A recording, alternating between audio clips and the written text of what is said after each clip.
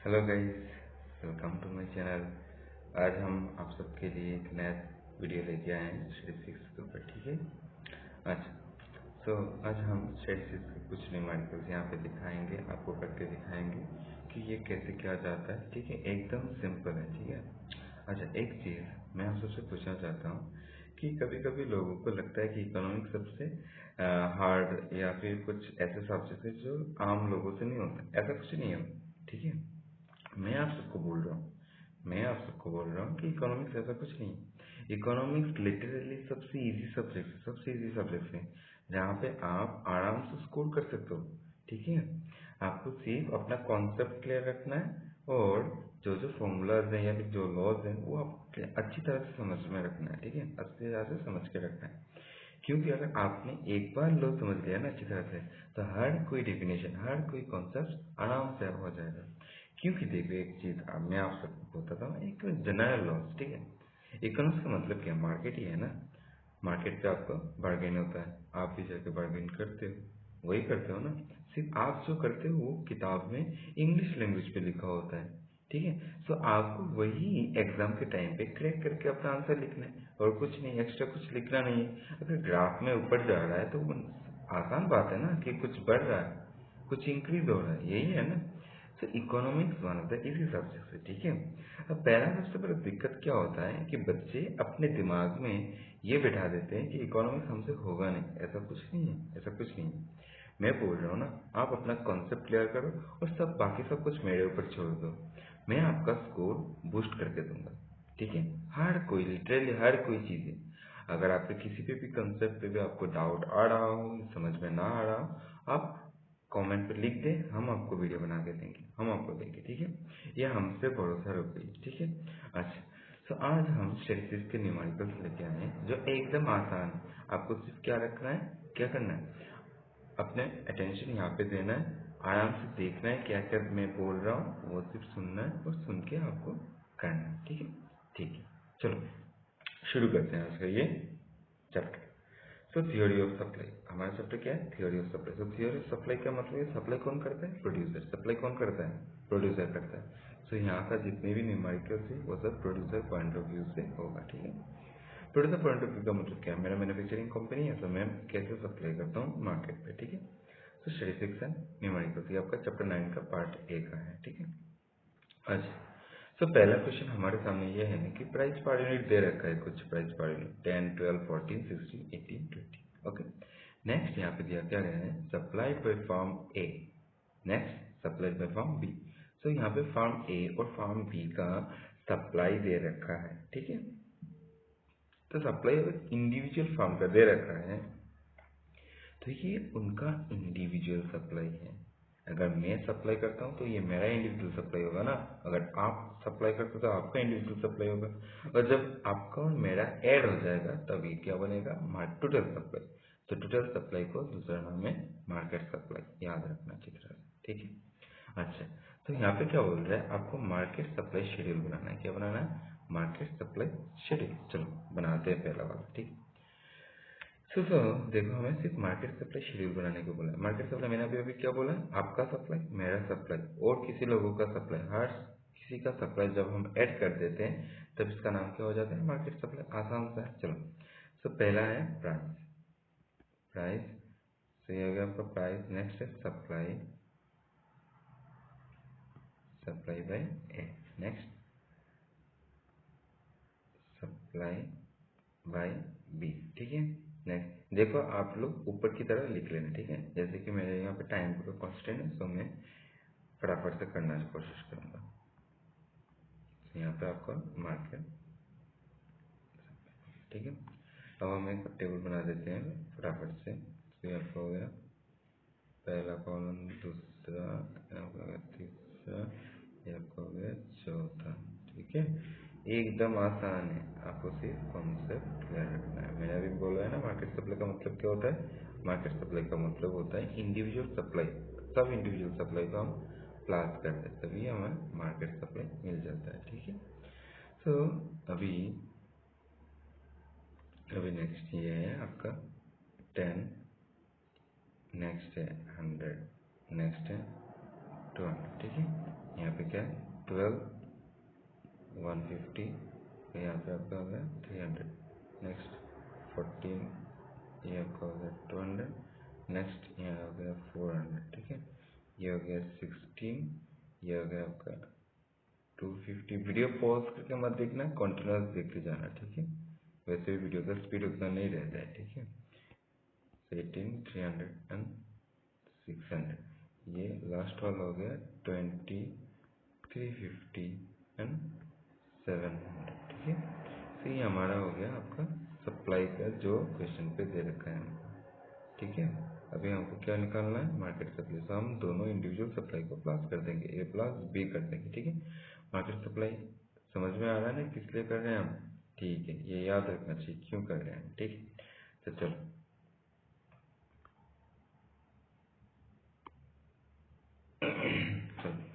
सो अभी 100 supply from ए 100 है, supply from 200 है। सो 200 प्लस 100 300, सबको मार्केट सप्लाई कितना हो गया 300। नेक्स्ट 300 प्लस 150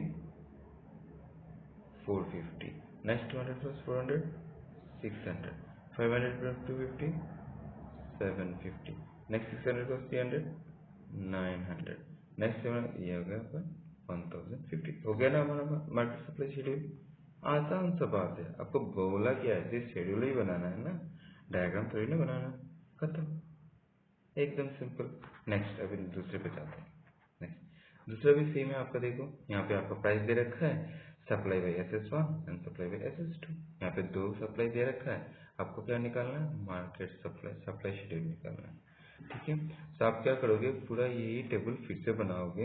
वो बनाने के बाद मैंने अभी ऊपर पे जो बनाया ना, प्राइस दिया, supply by A supply by B, आपको भी ऐसे करना है, और लास्ट में आपको मार्केट सप्लाई लिखना है, ठीक है। तो हम यहाँ पे इतना टाइम नहीं लगाते हैं, ठीक है। सिर्फ यहाँ पे हम लिख देते हैं लास्ट पे मार्केट सप्लाई। आपको समझ में आया ना मार्केट सप्लाई का मतलब क्या होता है। मार्केट सप्लाई का मतलब होता है टोटल सप्लाई, ठीक है। मार्केट सप्लाई का मतलब क्या होता है, टोटल सप्लाई। सी ये हो गया आपका, ये मार्केट सप्लाई का मतलब है इंडिविजुअल फॉर्म और इंडिविजुअल फॉर्म क्लास, ओके। सो देखो यहाँ पे मार्केट सप्लाई क्या होता है 0 0। सो 0 0 मार्केट सप्लाई कितना होगा 0। 2 plus 1 3 market supply 3, 2 plus 3 5 market supply 5, 4 3 plus 4 7, 4 plus 5 9, 5 plus 6 11, 6 plus 7 13, 7 plus 8 15, हो गया खत्म। सिर्फ आपको क्या करना है, मेरे जैसा शॉर्टकट मत करना, ठीक है। आपको ये पूरा टेबल फिर से बनाना है, इसके साथ नीचे मार्केट सप्लाई लिख के ऐसे करना है, ठीक है। आपको समझ में आया ना मार्केट सप्लाई किसे कहते हैं। मार्केट सप्लाई क्या इसे कहते हैं, हर इंडिविजुअल सप्लाई का अगर हम क्लास कर देते हैं उसे हम क्या कहते हैं, मार्केट सप्लाई, ठीक है। Okay, now move to the next question. अब यहाँ पे देखो, आपको एक बात ध्यान पे रखना है, यहाँ पे बोला क्या है, यहाँ पे क्या बोल रहा है कि there are 3 identical forms in the market. जो ये SS1 जो दे रखा है ना, उसी की तरह वो जो जितना भी क्वांटिटी सप्लाई कर रहा है, उसी तरह और दो फॉर्म्स हैं, मीन 3 आइडेंटिकल फॉर्म्स। ये तो एक ही SS1, दूसरा आपका शायद फॉर्म होगा SS2, तीसरा आपका हो जाएगा SS3, और हमारे साथ साथ मार्केट सप्लाई भी बनाना पड़ेगा। समझ में आया। सो ये हो गया आपका पूरा शेड्यूल, ये पूरा आपको बनाना पड़ेगा। सो SS1 की तरह और दो फॉर्म है, सो 3 आइडेंटिकल फॉर्म हो गया ना, ये एक फॉर्म हो गया, ये एक, ये 3 आइडेंटिकल, ये दोनों तीनों सेम है। अब हम क्या करेंगे, इनका टेबल बनाएंगे। अब टेबल कैसे बनाते हैं देखो, धीरे धीरे, एकदम इजी है। अगर आप चाहो तो बिना देखे भी कर सकते हो, ठीक है। मेरे साथ साथ करो, बिना देखे भी आपको प्रैक्टिस हो जाएगा, ठीक है। और एक चीज़ हमेशा प्रैक्टिस पे रखना, क्योंकि प्रैक्टिस आपको परफेक्ट बनाएगा। हमेशा याद रखना, प्रैक्टिस मेक्स मैन परफेक्ट।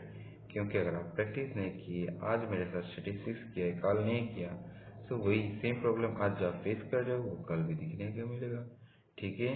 तो ये कभी मत करना कि आज किया 2 दिन नहीं किया, हमेशा करते रहना, कुछ ना कुछ करते रहना, तभी दिमाग खुलेगा, ठीक है। अच्छा, तो आइडेंटिकल फॉर्म, तो 0 इसका भी 0, ये भी 0, ये भी 0, ये 2, ये 2, ये 5, ये भी 5, ये 10, ये 10, ये 15, ये 15। आइडेंटिकल फॉर्म्स बोला है ना, तो सबका सेम हो जाएगा।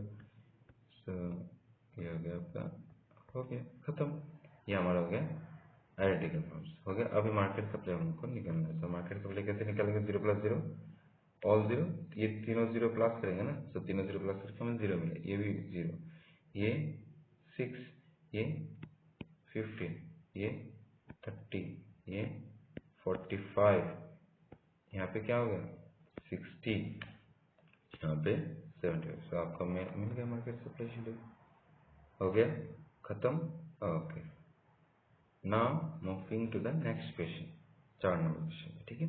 अच्छा, 4 नंबर क्वेश्चन करने से पहले जैसे कि आप सब इसका स्टैटिस्टिक्स देख रहे हो, तो मुझे यह आशा है कि आप सब ने ये चैप्टर पहले से कंप्लीट हो चुका होगा आपका, ठीक है। अगर चैप्टर कंप्लीट नहीं है तो मैं ये बोल देता हूँ कि इसका फॉर्मूला आपको डिस्कस कर देता हूँ। अब एक बार कष्ट करके आपको वो चैप्टर देखना है, क्या क्या लिखा हुआ है, इसके बाद आ जाना, ठीक है। फिर से तो चलो सुनो। प्राइस इलास्टिसिटी, ठीक है। तो इलास्टिसिटी ऑफ प्राइस का मतलब क्या है कि अगर सप्लाई में चेंजेस कितना आता है जब हमारा प्राइस थोड़ा चेंज होता है, ठीक है। ये जो यहाँ पे बोला है ना, इलास्टिक और इलास्टिक या फिर इलास्टिसिटी, इलास्टिसिटी यहाँ पे क्या आपको क्या मदद करेगा, ये आपको ये निकाल के फायदा क्या होगा, आप ये निकाल के ये फायदा होगा कि आप देखोगे कि प्राइस में थोड़ा बहुत चेंजेस आने के कारण आपके सप्लाई में कितना चेंजेस आए हैं। जैसे कि पकड़ लो फॉर एग्जांपल, अभी प्राइस बढ़ गया है 2 रुपये से, ठीक है। पहले था 4 रुपये, अभी हो गया 6 रुपये। इसके कारण क्या हुआ, क्वांटिटी सप्लाई 20 बढ़ गया। पहले अगर शायद पकड़ लो 40 होता था, अभी 60 होता है, तो 20 बढ़ गया ना सप्लाई। प्राइस 2 बढ़ने के कारण सप्लाई 20 यूनिट्स बढ़ गए, ठीक है। तो यही आपको पता चलता है इलास्टिसिटी से, ठीक है। तो इलास्टिसिटी का फॉर्मूला क्या होता है देख लेते हैं एक बार। इलास्टिसिटी के 2 तरह के फॉर्मूला होते हैं, एक E of S is equal to, आपको ये शॉर्ट फॉर्म नहीं लिखना है, परसेंटेज को आप स्पेलिंग से ही लिखना, ठीक है। So percentage change in quantity और सप्लाई, जो आप चाहो वो लिख सकते हो, परसेंटेज चेंज इन सप्लाई, या फिर आप अगर क्वांटिटी लिखना है तो क्वांटिटी भी लिख सकते हो, ठीक है, divided by percentage change in price, हो गया, यही है, ठीक है। अब सुनो, इसका दूसरा भी फॉर्मूला है। तो दूसरा फॉर्मूला लिखने से पहले मैं ये बोल देता हूँ कि परसेंटेज चेंज इन सप्लाई और क्वांटिटी ये निकलते हैं कैसे, ठीक है, ये निकलता है कैसे। तो देख लो for example, percentage change in supply कैसे निकालते हैं, परसेंटेज चेंज इन सप्लाई ऐसे निकालते हैं, या फिर क्वांटिटी जो भी हो, अब ये पकड़ लेना। परसेंटेज चेंज इन सप्लाई आपका हमेशा होता है चेंज इन क्वांटिटी, मीन्स कितना से चेंज हुआ है quantity, divided by original quantity जो पहला वाला क्वांटिटी था, इनटू 100। ये आपका फॉर्मूला है सीवीज का, ठीक है, सीवीज का आपका ये फॉर्मूला, ठीक है। ये similarly percentage change in price, तो परसेंटेज चेंज इन प्राइस कितना हो जाएगा, प्राइस कितना से चेंज हुआ है, तो percentage change in price divide by original price into 100, ठीक है। तो ये 2 फॉर्मूला मिल गए आपको, ये 2 फॉर्मूला आपको याद रखना होगा, क्योंकि बहुत मैक्सिमम टाइम्स आपको इनसे भी आपको मैथ करना पड़ेगा, ठीक है। तो अब देखो, यही फॉर्मूला, ये सब चीज़, ये दोनों चीज़ें हम यहाँ पे बिठाएंगे, ठीक है। ये दोनों चीज़ें हम यहाँ पे बिठाएंगे। तो देखो, पहला change in Q divide by Q into 100, next change in P divide by P into 100, okay. अब देखो, ऊपर और नीचे दोनों जगह पे आपका 100 है, तो हम ये काट देते हैं, ठीक है। इसके बाद क्या हो जाता है, देखो, change in Q divide by Q, सो बीच में डिवाइड लाइन, सो यहाँ पे आपका डिवाइड लाइन हो गया, change in P divide by P, okay. अब हम इस डिवीजन को अगर इनटू में कन्वर्ट करना है तो हमें क्या होगा, ये जगह को हम रेसिप्रोकल करना है, ठीक है। रेसिप्रोकल का मतलब क्या होता है, अब शायद आप सबको ये भी सर ने एक कौन सा टर्म यूज कर दिया, रेसिप्रोकल का मतलब होता है एकदम हिंदी पे उल्टा करना, ठीक है, डायरेक्ट उल्टा कर दो।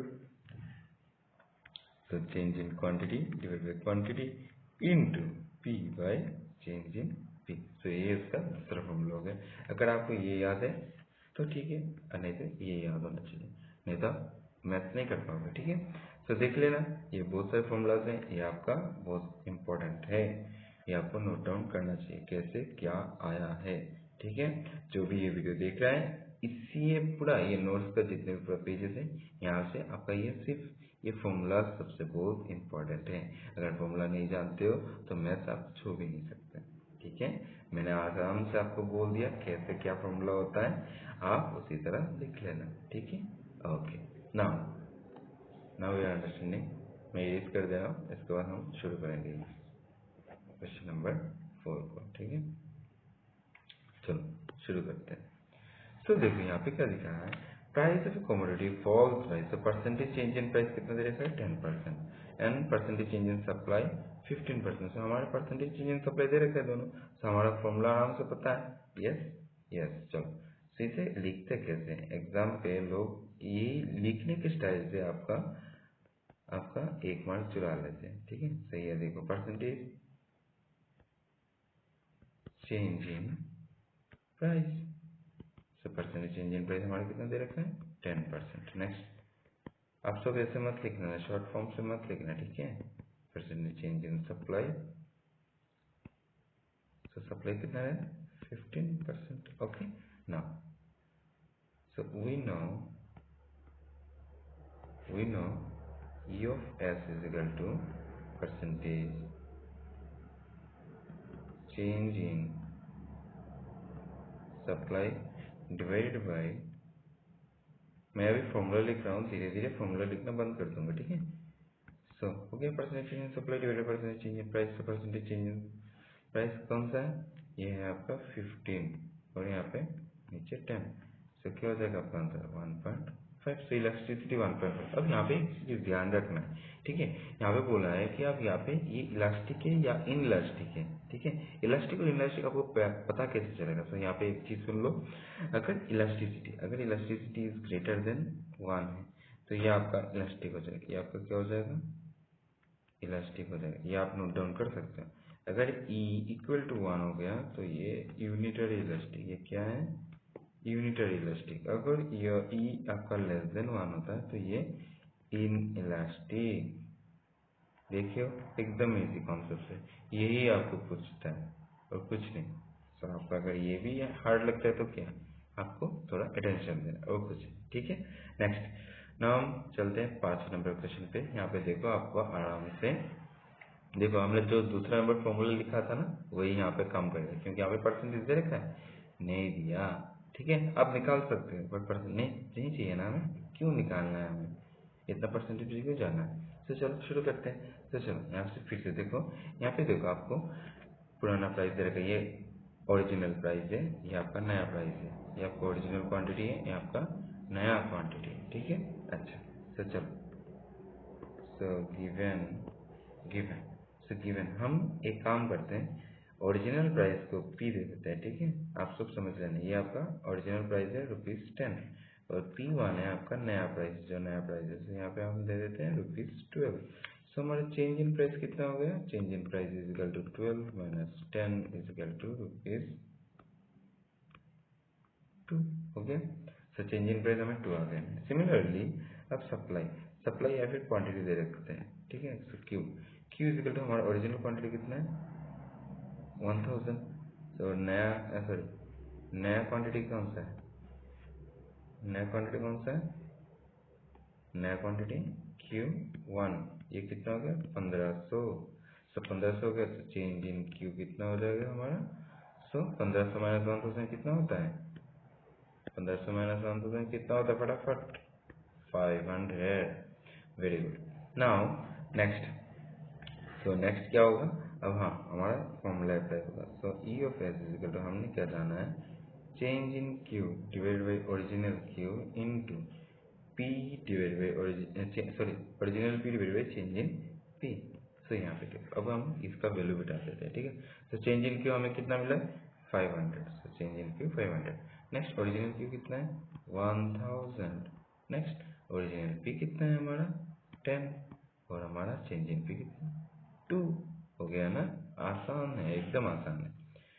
सर एक शून्य गया, एक शून्य गया, एक शून्य गया, सो 2 5 डिवाइडेड बाई 2, तो 5 डिवाइड बाई 2 आपको कितना आ जाएगा, 2 कितना है 2.5। तो ये इलास्टिक है, इनइलास्टिक है, ये इलास्टिक है क्योंकि ई of S is greater than 1।